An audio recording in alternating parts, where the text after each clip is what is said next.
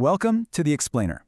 Today, we're digging into a collection of reports that take on one of the biggest questions we could possibly ask, and they do it using a whole range of personal accounts and research. You know, it's the ultimate unknown, right? It's a question that has pretty much shaped every philosophy, every religion, and, let's be honest, our own deepest fears for, well, forever. So the source material we're looking at today, called the Friday Afterlife Report, it suggests that most of us are in what it calls a materialist trance. We're just not thinking about it until something jolts us awake, like a personal loss or some kind of incredible spiritual experience.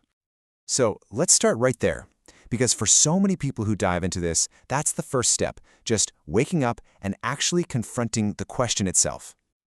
Okay, so once you're awake to the question, the report's main argument gets started by tackling a really core assumption of modern science, and that's the nature of consciousness itself. So here's the fundamental clash. The conventional view, your brain makes you, and when it's gone, you're gone. But the view proposed in these reports is totally different. It says the brain is more like a radio receiver, not the source of the broadcast.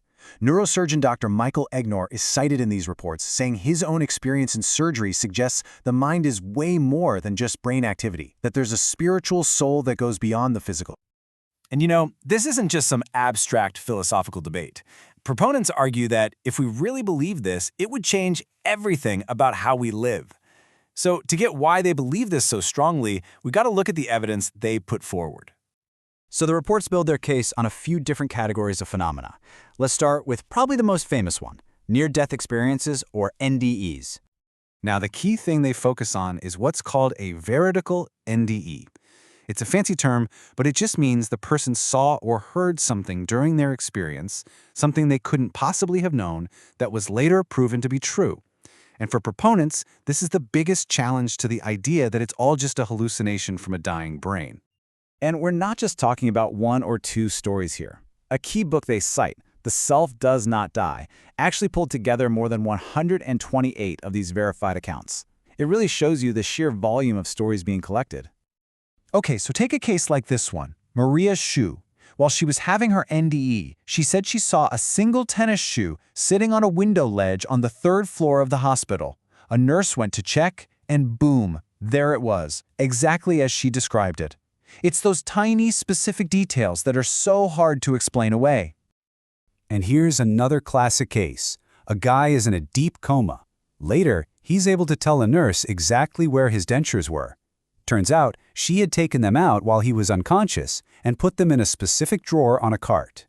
Again, how could he possibly have known that? So the reports move from what happens at the edge of death to what might have happened before we were even born. And this brings us to the really controversial topic of reincarnation.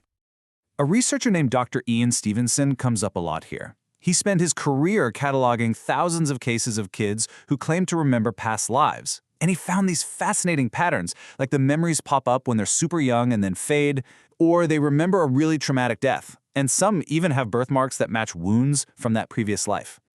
Now, a common question is, well, if my grandpa reincarnated, does that mean he's gone? Some sources offer this really interesting idea to explain that. They say it's not the entire soul that gets reborn, but just a facet, like a facet of a diamond. This way, the core person you knew and loved is still there, available to you in the spirit world. It's a much more complex picture. All right, so if we follow this line of evidence and say, for a moment, that consciousness does survive, well, the next obvious question is, what is it actually like over there? Yeah, you can just forget all the pop culture stereotypes, the harps, the clouds, the floating around. The picture painted in this source material is surprisingly solid and really, really different. I mean, listen to this. It totally flips the script on a boring, ethereal existence. Instead, it describes a world that's vibrant, tangible, and feels a lot like Earth. But, you know, better. And get this, quote, supposedly from someone communicating after he'd already crossed over. He says people should consider themselves lucky. It just hammers home this idea of the afterlife being this incredibly positive, active, and wonderful place. So when you piece together all these accounts, a really consistent story emerges. They say dying is gentle, like falling asleep. You're met by people you love, you look and feel like you're in your early 20s again, and life just continues, with homes, jobs, hobbies, the whole shebang. And this whole exploration isn't some ancient history thing. The reports make it crystal clear that this is a thriving, modern, and very active conversation happening right now. People are actually using modern tech to try and make contact. Researchers like Dr. Annabella Cardoza and Sonia Rinaldi are pioneers in this, using methods they say can capture voices on audio recorders and even receive images on screens from those who've passed on.